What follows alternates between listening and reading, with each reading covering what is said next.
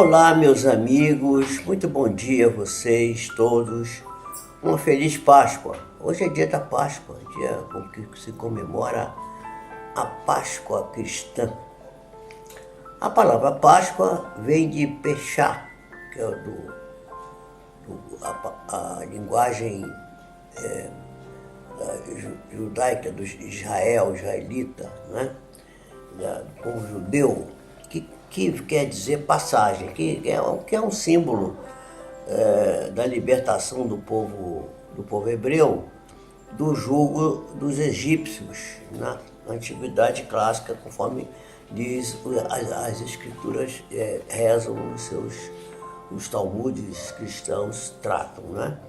Nós sabemos disso e isso foi tomado pela a religião cristã, né, o chamado cristianismo, que é a religião do Ocidente, tomou essa festa judaica, que é de origem judaica, tomou essa festa como também um símbolo da ressurreição. Por isso a gente está passando nesse momento numa condição que a gente chama de Semana Santa, né? Que começa no domingo passado, uma semana atrás, que é chamado Domingo de Ramos, na teologia católica romana, né? Vem para a Quinta-feira Santa, que foi o dia da ceia, né?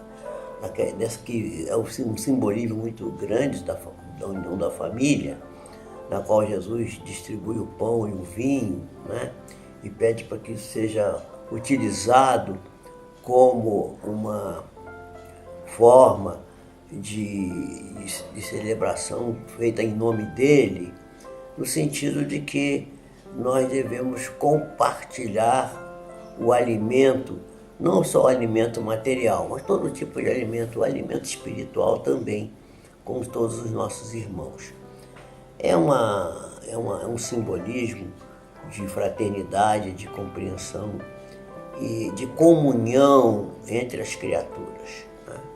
Então, passamos por essa Quinta-feira Santa, vamos desembocar no dia que ele vai ser crucificado, que é simbolizado e, vamos dizer assim, relembrado na sexta-feira, chamada Sexta-feira da Paixão, ou Sexta-feira Santa.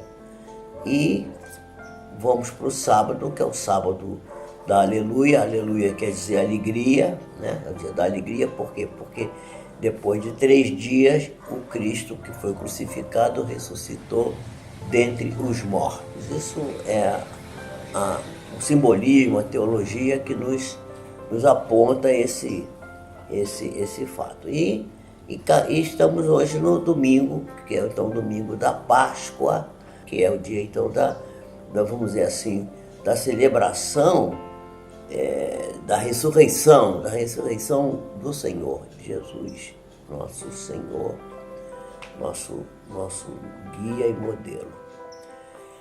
Jesus está vivo, presente e aqui conosco em todos os momentos. Nós que não conseguimos vê-lo, mas podemos senti-lo se a gente tiver sensibilidade para isso.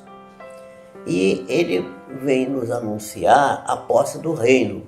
Por isso, o nosso tema de hoje é a posse do reino, que é a lição 159 do livro Pão Nosso, que diz assim: confirmando os ânimos dos discípulos, exortando-os a permanecer na fé e dizendo que, por muitas tribulações, nos importa entrar no reino de Deus.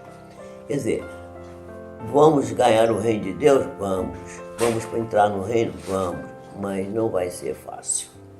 Não é sem tribulação. Isso está no Atos dos Apóstolos, no capítulo 14, versículo 22. Eu vou repetir. Confirmando os ânimos dos discípulos, exortando-os a permanecer na fé e dizendo que muitas tribulações nos importa entrar no reino de Deus. O reino de Deus está em nós. no fundo do nosso coração. E é preciso que façamos a pacificação interna do nosso coração para podermos viver de forma adequada essa posse do reino. Então, Emmanuel vai comentar essa passagem, começando a dizer assim: o Evangelho a ninguém engana em seus ensinamentos. É vulgar a preocupação dos crentes tentando subornar as forças divinas.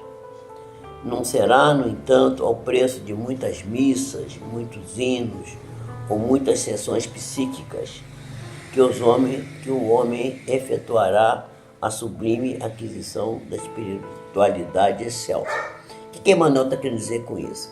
E quando ele fala missa, está falando dos nossos irmãos católicos. Quando ele fala hino, está falando dos nossos irmãos evangélicos. Quando ele fala que é reuniões psíquicas, está falando dos espíritas.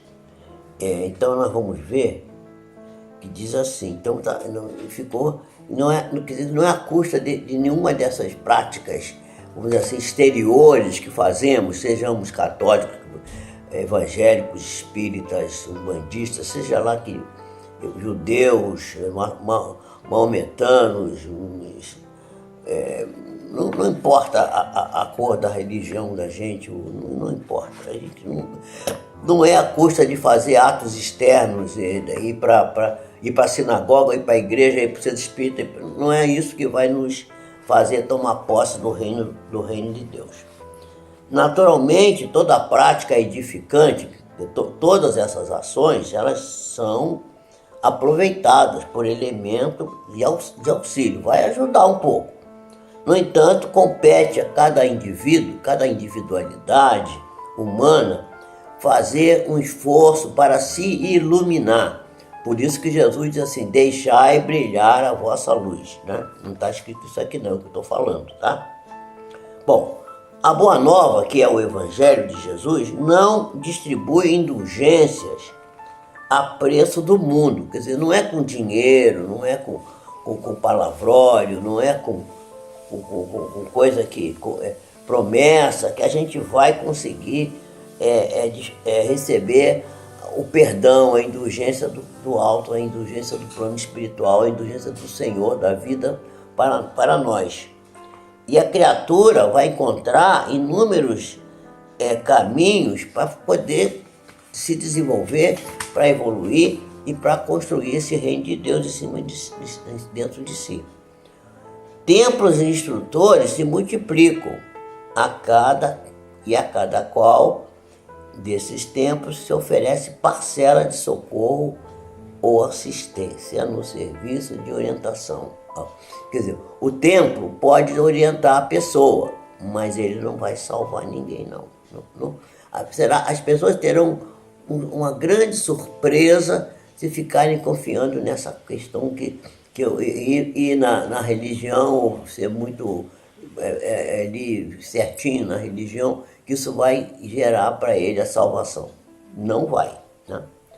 Contudo, a entrada na posse na herança eterna, a herança do Senhor, o reino de Deus, a chamada herança eterna, o local onde emana o mel, o leite e o mel, que sai da pedra, vai se verificar por meio de testemunhos que sejam exatamente justos. Justos testemunhos. É preciso que testemunhe a fidelidade real ao aprendizado que estamos recebendo. Isso não é um acidente, não é acidental. É medida lógica e necessária. Porque não se improvisam estátuas raras sem que o martelo, sem que o cinzel bata na pedra fortemente e arranque lascas dela. Né? O escopro, quer dizer, que é o material, a ferramenta do escultor, ele lasca a pedra. É uma coisa dura, difícil de ser trabalhada.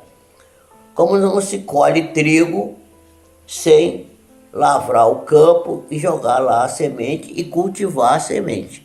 Ninguém vai colher aquilo que não plantou. É preciso que a gente plante. E não poucos aprendizes, quer dizer, Muitos aprendizes costumam interpretar certas advertências do Evangelho por um excesso de exortação ao sofrimento. Porque a religião fala muito de sofrer, isso não é bem assim. No entanto, né, o que lhes parece obsessão pela dor, né, é um imperativo de educação da alma para que a vida se torne verdadeiramente imperecível. Quer dizer, sem luta, sem trabalho, sem esforço, sem dedicação, sem o cinzel batendo firme na pedra, a pedra dura que somos nós, que é a nossa alma, nós não vamos conseguir avançar. Esse comentário também é meu, tá? Homem algum encontrará o estatuário infinito das energias divinas sem o concurso das tribulações da terra.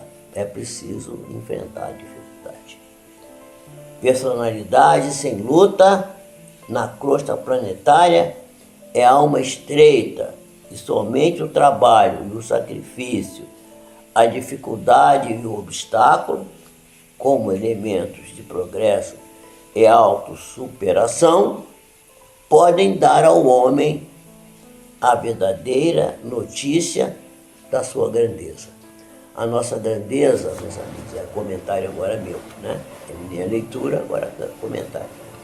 A nossa grandeza, ela vai se fazer pelas demonstrações, pelos testemunhos, pelas lutas do cotidiano, do enfrentamento das situações e o domínio de nós próprios, o domínio dos nossos próprios impulsos negativos, que são muitos. Nós temos muita coisa para corrigir. Por isso que estamos aqui na Terra encarnados. Esse é o motivo de estarmos aqui encarnados. Nós vamos orar agora, pedindo a Deus que nos abençoe, que nos ampare, que nos dê força para enfrentar as dificuldades, as lutas, para avançarmos nesse aprendizado, nessa escola da vida, com alegria, com júbilo, com boa vontade, sem reclamar, sem ficar estremunhado, achando que está sendo sacrificado. Ninguém passa por aquilo que não merece. Então nós pedimos a Deus que nos abençoe, que nos proteja, que nos dê força para as lutas do cotidiano, que nos faça sermos pessoas resilientes, quer dizer, que saibamos transformar as coisas que parecem ruins em coisas boas. E pedimos por aqueles que estão doentes, por aqueles que estão sofrendo, por aqueles que estão com dificuldades, pelos que desencarnaram, pelos que partiram desta vida sem o esclarecimento da vida espiritual, que eles possam ser iluminados, abençoados, protegidos, amparados e guiados nas novas estradas que terão que caminhar, porque o progresso é contínuo e as pessoas estarão sempre avançando no sentido de encontrar o Criador, encontrando-se consigo próprias e aprendendo a abençoar a vida. Que Jesus nos abençoe a todos, abençoe os que estão sofrendo, que estão doentes, que alivie as dores dessas criaturas, mas que faça eles entenderem que a dor, que o sofrimento, que a doença, que a dificuldade é apenas medida terapêutica e educativa para fazer com que nós possamos nos sentir fortalecidos, possamos nos sentir construídos,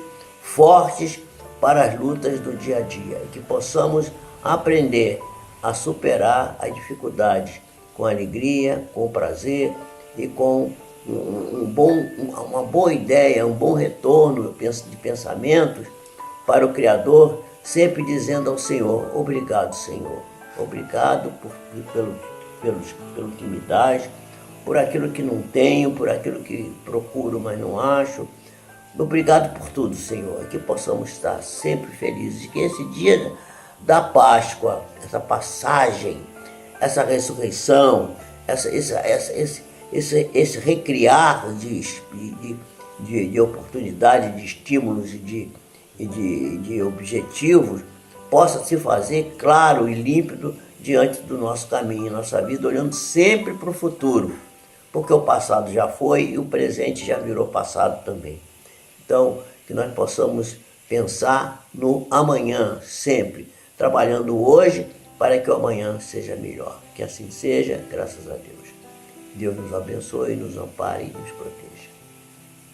Fiquem com o Senhor da vida, com Deus. Uma feliz Páscoa para todos.